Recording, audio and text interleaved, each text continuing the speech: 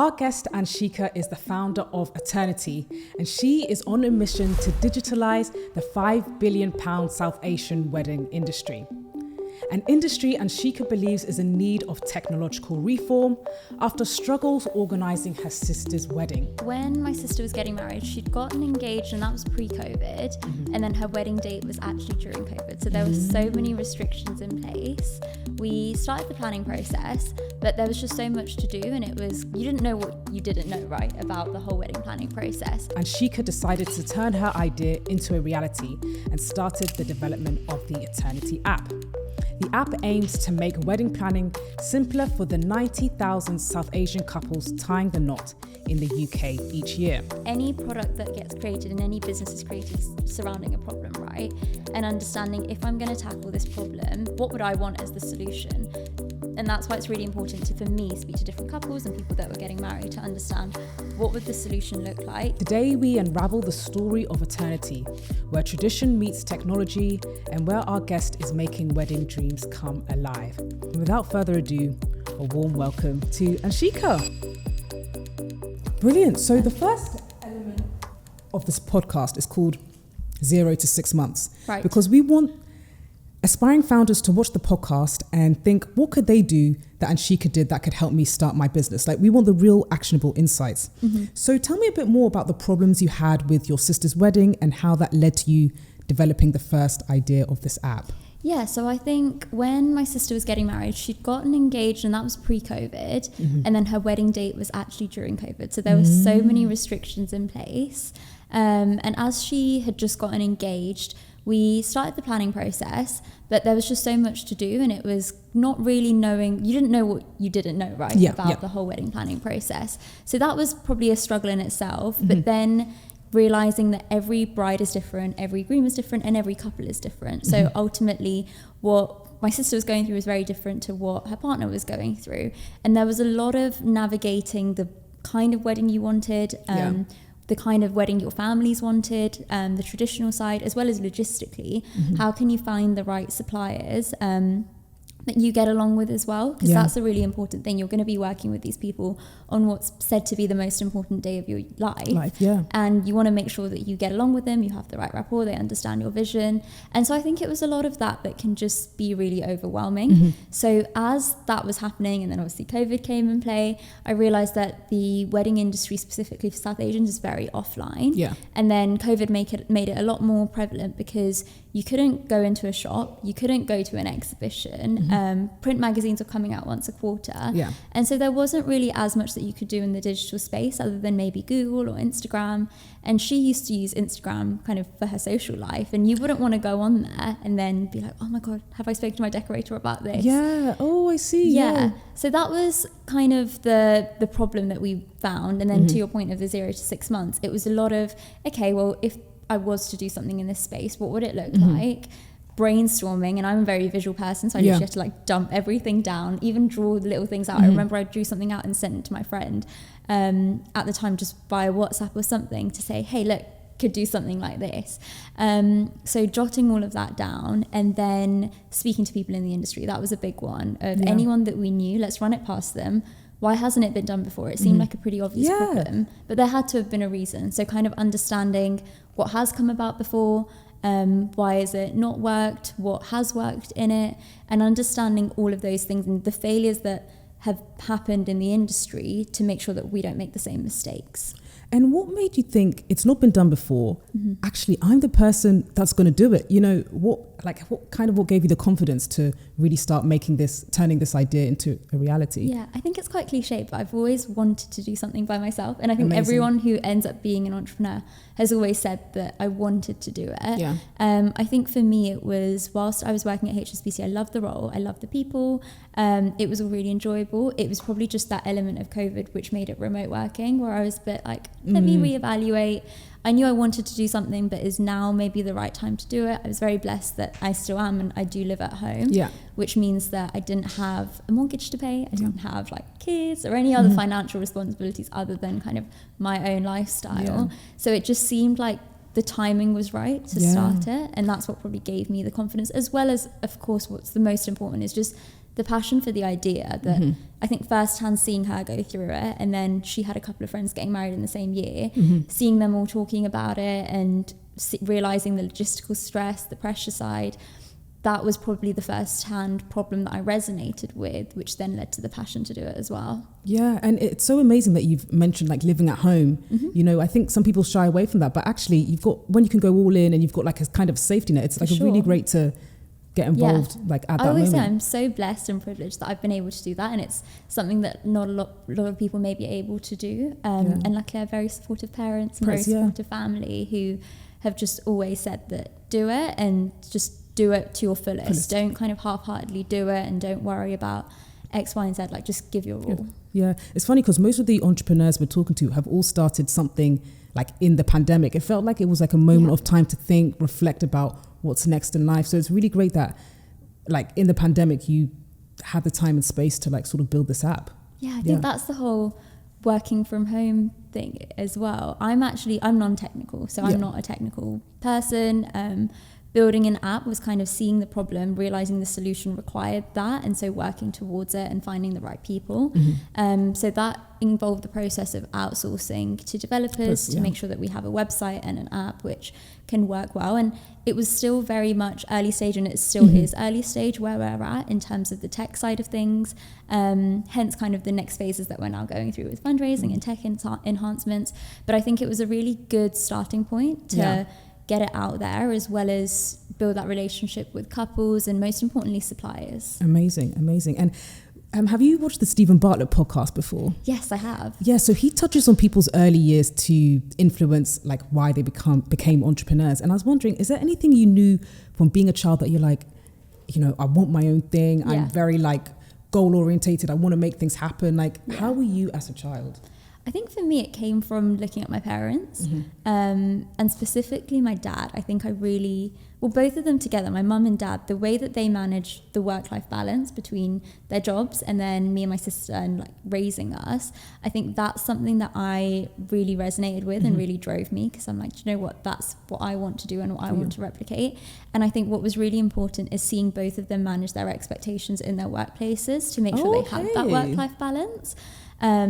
Which meant that it's something that I've always grown up saying, do you know what, I want to have control over my working hours, and I want to, if on a random, maybe like Tuesday, I need to finish early and take my kids somewhere, or even be at parents' evening, those kinds of things they made possible. And obviously they had their own kind of struggles with that, but we were quite unaware of them. And so for me as a kid, just seeing it from the front of it, that was really inspiring. And I think that's what drives me. So is it you wanting that sort of freedom? Like, it feels like entrepreneurship gives you less freedom, but in a way it can give you more freedom. Yeah, I definitely went into it thinking it would give me more, but you're right, it gives you less. Like, for example, even going on a holiday, you think twice because you're like, okay, I'm going to be away from work. And that's time I could be. And it's time out the week, and it's kind of, you don't always switch off. So it's got its pros and cons, but I think you're right, it is that work-life balance and that freedom side of things for me, which is really important. And then luckily I've found an industry which I absolutely love, which makes it possible. Yeah, amazing. And the next section of this podcast is going to be building a digital platform from a non-technical perspective, because a lot of founders are like, I'm not technical, how do I bring other people on board? How do I really get something built? So I would love, could you share a bit about how you got this idea into an app? Yeah, so I think it comes from any product that gets created and any business is created surrounding a problem, right? Yeah. And understanding, if I'm going to tackle this problem, what would I want as the solution? And that's why it's really important to speak to different couples and people that were getting married to understand what would the solution look like. And I'm a big believer in like, you do learn as you on the job and as you progress. Like when I was at HSBC, I definitely did not know half of the stuff that I know now, and you just learn it along the way, and you find the right people who help guide you. But ultimately, if you understand that you have a passion and an ambition for it, it makes it a lot easier along the way. So I think with me, being non-technical, it was things like, I'm visual, so drawing it out, literally drawing out a mobile phone and saying we would have a button here, we would have a button here, and being super basic about it. And then speaking to people and tapping into your network of maybe your family friend does this, maybe your cousin does this, maybe you have another person from school who did something else, and just not hesitating and reaching out to them and getting opinions, and then kind of surrounding yourself with people who also know what they're doing. So for me, in that case, it was developers, making sure that they understand the vision. And it's not easy. I've definitely had struggles going through developers. It's taken us a couple rounds to find the right people. But yeah, it's just about biting the bullet and doing it, because you're never going to know until you try it. You're going to make mistakes regardless. Your mistakes will either be amplified or made less, depending on maybe how long you spend doing your research. But I'm quite an impatient person, so for me, I probably amplified a couple of the mistakes, but I don't regret them. Yeah. So how did you find these people who were going to code your app? Like, if you could give us some really actionable things, like if someone else wanted to do it. Yeah, so for me, a big one was just going on Upwork. I used that, put out a job posting, and then had people reach out. I know that there's a lot of other ways of doing it, and I would recommend kind of trying tons. I'd recommend speaking to people who are in the industry, even if they're not the same sector. If they've built an app or know anyone who has, just speak to them about it, because they might have a network or a contact. I personally used Upwork, and that can be quite overwhelming. So be aware that even when you do put out a posting, you will have tons of different people messaging you, and they'll all say, I can do it. And it's about doing the due diligence, and that's probably something in hindsight, because I'm impatient, I didn't do as much. But enough. The things that I would say to look at is look at their past work, download the app, look at the website, really understand, is this how you want it to run? But try and understand the technical side of things, even if you are non-technical. Like, I would say I've learned so much of the technical side. My knowledge is still definitely not there entirely, but I know a lot more about, okay, what's the back end do? What does the front end do? Why is it so important that they speak to each other? And a big one that I found is just, they'll ask you to agree a scope. So just agree the scope and make sure there's every little thing you need on there. If you're building literally everything, like, don't think that that's an assumption and they'll know it, because that's what happens sometimes when you're working with someone who you're outsourcing to, as opposed to being communication a team member. That's hard to there maintain, is, and a lot of the time it's slight frustrations, but you'll be faced with, that's not in scope, so I can't do it. And then you'll say, oh, but that's vital. And then it's like, you think, oh, wasn't that obvious to you that I would need that there? So definitely just don't assume that what you're doing, everyone is going to understand.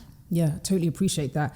And you said about you being impatient. Like, do you regret not taking things slower to find the right people to like really work on developing the app? Honestly, no. Because I'm a big believer in, you need to make mistakes to learn. I think I've always been like that. To your point of what were you like as a kid, I was definitely like, my parents would be saying, don't do this, maybe do this. And I'd be like, no, it's fine. I'd make my own mistake, and then you'd realize it. And sometimes it's not a mistake, because you'll also learn everything, right? From something. And so I don't regret it, but if I could give anyone advice it would to be not do it, it would be to do that. But in my journey, I think it's been really valuable. So you feel like you needed to go through it just to have these insights? Yeah, because I would have always had that, why didn't I just do that? It would have been easier. When actually, no, it wouldn't have been easier. And someone always said this to me, that sometimes your most expensive developer is your least expensive developer, because in hindsight, when you look at it, if you're going to think, oh, let me spend less, they're giving me a better rate, and they will, they're going to negotiate down and be like, I'll give you less. And when you're starting out, that's kind of a big priority of, okay, how can I build this? How can, and with any business, it is just, how can I build this with the least cost?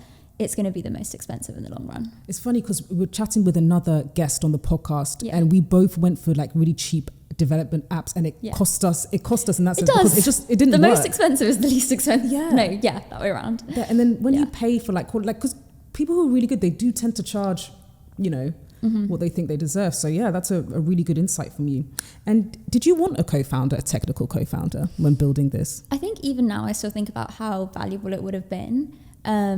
You definitely have phases, because I'm a solo founder as well. It's definitely lonely at times.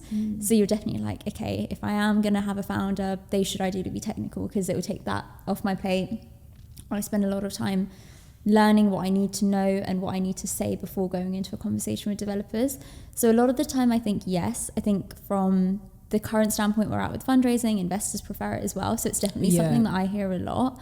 But I think ultimately there are ways around it, and making sure that you have the right team. So for example, we're trying to bridge the gap by having a really strong development team who have worked with platforms like ours before around the world alongside a tech advisor, because that kind of bridges the gap. Yeah, because it's to the point now where I have a lot of knowledge. I love designing. Like I said, I draw it out. And so currently our designs are probably a bit here, there and everywhere on the platform because we've been iterating it to your point of changing through developers and that kind of thing. But for example, I do a lot of the designing for most of our bits and bobs, which means that between the three of us, we probably have a skill set which works quite nicely. Yeah, amazing. So it's working for you as it currently is. And yeah. it's something that we will definitely need someone to come on board, whether they're going to be a CTO, whether whichever capacity they come on board, and there's definitely a need for it. But it's also I'd rather not get the wrong person who's not passionate about it, or I don't want someone who sees this as a project and task and then they're going to move on in a year. This is your life. Yeah. Right? And it's my baby that I've been growing. And so especially when you're going for a co-founder, there's different types of questions that pop up other than just the skill set, which is why 100% I would have loved to, but it's just not been the right timing. Yeah, fair enough. And this section 3, we're going to go into falling in love with the problem. So can you share instances where your understanding of the problem with the South Asian wedding industry evolved, and how did you come to realize that? I think it's still evolving. I think because the industry is always evolving, as anyone is. I think the big driver was obviously my sister's wedding, and then initially when we were doing a lot of our marketing and outreach, we were at a lot of exhibitions, and I think they're so valuable because for us, getting the first-hand experience from couples, to hear from them kind of how their journey is going, what are the pain points, what have we resolved maybe 50%, but we need to do more, what have we resolved maybe 70%, and that kind of thing. So it's really fun for us to actually speak to the couples, and I think that's what drives the passion behind the problem. You're constantly speaking to your users. Just constantly speaking to them, and also because it's such an exciting time in their life. It's not like I'm talking to them about something quite boring and it's work and they don't want to talk about it. It's actually something which either it's quite an emotional thing. They're either really excited when they speak to us or they're really stressed out. So it's, you catch them at either time, and then if they're excited, you bounce off of them to be like, okay, and what would you have loved to do more, and lots of things there. And if they're stressed, then you see it as how can I help resolve that problem. And so that's what's really exciting. And I say that it's constantly changing because, like I said, we're in an early stage product at the moment, and it's served its purpose, but now it's about really kind of taking it to the next level with what we've learned over the last year and a half to understand, all right, that can be dropped as a feature, that can be added on as a feature, and that's really exciting. What sort of features would you say your target users have most resonated with? Yeah, so I think I always say that we've got 3 different verticals. So we've got the directory side where couples can come and meet their suppliers and inquire with them. And actually, could you explain a bit what a supplier is, just for anyone who's not in the wedding? Yeah, so a wedding supplier would literally be anyone who partakes in your wedding, such as a caterer, a decorator, wedding stationery designer, outfits. In the South Asian space, it could be your mehndi artists, tour players. So it could be anyone who's involved in your wedding. And currently your way of meeting them is either word of mouth, exhibitions, or Google and Instagram. And all of them kind of depend on how active are the people when they're attending all of those. There's nothing which is really passive, similar to what the Caucasian side has, where you can just log on to websites and they'll give you a list of 10 decorators near you. So that's the directory side, and that's really valuable because a lot of the time people are like, you know what, I want to support local businesses, but I don't know who's local to me. And also we find really fun businesses. So we've got a business who I really love, who make ethnic clothing for your dog. So if you want them to be part of your wedding. So as opposed to them just wearing, for your civil ceremony, they can wear a suit, and they're really easy to get access of. But then we've got a supplier who will actually design ethnic clothes for you. So it's kind of, it's the supplies that you didn't know you could even get. So that's really fun when you see that someone's inquired a supplier through us or booked a supplier through us. Then we've got the digital planning tools. So that's kind of, again, to the point of you don't know what you don't know when you're planning a wedding. As soon as you log on, you can see your checklist, and that'll basically give you a timeline of, okay, 12 months out, what should I be doing? 8 months out, what should I be doing? Because I think another problem that everyone faces is there's so much to do and you want to do it all on day one, when actually that's just with any job, and specifically anyone who's in a project management role, you just know there's a way of doing things and it's not possible. But then when it comes to a wedding, everyone kind of maybe gets overexcited or overstressed. And so they want to do everything as soon as possible. So we kind of help manage and balance that, as well as just keep track of things like your budget, your expenses, your guest list. And then the third vertical, which is my fun one, is always the inspiration side. So that's where we'll do articles and blog posts which couples can resonate with on either real weddings that have taken place and what were their experiences, or wedding wellbeing is a big one to say, how do you avoid wedding planning burnout, because that's really important to us. Or something as kind of simple as what questions should you be asking your photographer. So it kind of varies so that you can come on board, and regardless of which stage of planning you're at, you should be able to resonate with something on the platform. Amazing. I really love the second feature you mentioned of that roadmap. Like giving people this, because no one knows how long a wedding takes, because they've obviously not organised one. So it feels like it's less stress for them when you give them this sort of roadmap That's to follow. the hope. And then I want to get into some personal questions to get to know you. And I just want to know, what's the most unexpected or quirky skill you've developed as a business owner? Oh, unexpected or quirky skill? I think that's a really interesting one. I don't know if it's a skill. Well, it is a skill. I think my ability to multitask has just gone up massively. I'll say I think I've always been very good at multitasking, kind of time management, but I think it just goes up even more when you end up being a business owner. So you'll be in a meeting and your mind's somewhere else, but you then learn and manage that you still need to be present in that meeting, but spark something in your head to remind you to do that later. So I think, because as any business owner, and I'm sure you can relate, your head's in 5 or 6 different places all the time, but it's about making sure that you're multitasking efficiently and still being present in the moment, because otherwise you can just get caught up and you can be in a meeting, but actually you're thinking about your next meeting, and then you're not giving your 100% here, you're only going to get 50% there, and then you're never going to get anywhere if you're not giving your all. So this section of the podcast is going to be called Reality. So we want you to share with us the real journey of being a founder. So what are some of the hardest experiences you faced as being a solo founder, particularly a solo female founder? I think with that, and it's the skill that I've developed, it is the whole having your mind in a lot of different places and not being able to switch off. And I think I struggle sometimes to get out of things when maybe I'm burnt out and I'm not realising I'm burnt out. And I think especially when I was at HSBC, it was great, and the culture there was so good that if you didn't realise you were burnt out, someone else did. When you're on your own, your family and friends will tell you you're burnt out, but then you'll always kind of think, no, it's fine. Like every entrepreneur does this. And I think you're always told that every entrepreneur is working 24/7. And then there's that guilt that feeds into it, that, oh my God, I'm not working on a Saturday morning at 11 a.m, but someone else is.